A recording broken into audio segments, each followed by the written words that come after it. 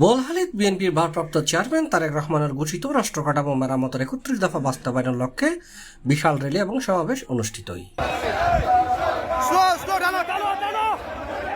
জুনের 14 তারিখ বিকালে উপজেলা এবং পৌরসভা বিএনপির উদ্যোগে উপজেলা বিএনপির সাবেক আহ্বায়ক ইসহাক চৌধুরী, সদস্য সচিব হামিদুল হক মান্নান চেয়ারম্যানের নেতৃত্বে বিশাল র্যালি গুমদন্ডি আদর্শ সরকারি প্রাথমিক বিদ্যালয় থেকে আরম্ভ হয়ে উপজেলার প্রধান সড়ক ঘুরিয়ে গুমদন্ডি ফুলতল চত্বর জায়গায় শেষ হয়।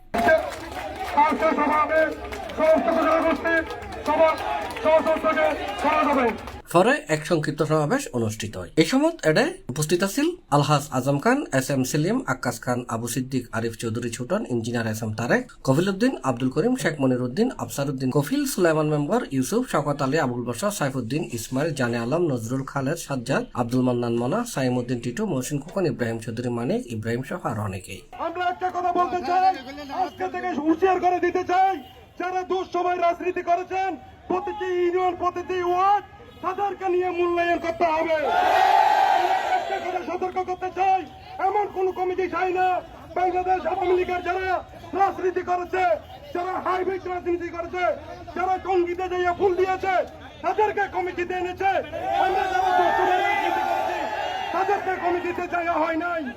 যে কমিটিতে বাংলাদেশ আওয়ামী লীগের দুঃশাসনের কমিটিতে হয়েছে সেই কমিটি আমরা মানি না। অনেকেই মনে হচ্ছিল কমিটি ভেঙে দিয়েছে, ইসহাক মন্ডলকে কমিটি থেকে বাদ দিয়েছে, তাদের রাজনীতি শেষ।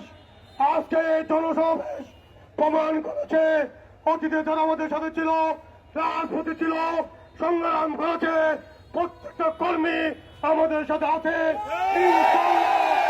ভবিষ্যৎ থাকবে।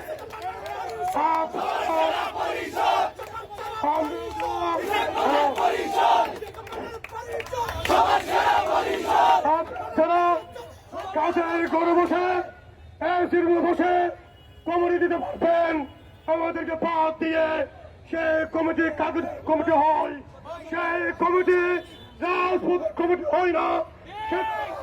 আজকে আমার বোয়ালখালীর সেই সাধারণ নেতা কর্মী প্রমাণ করেছে।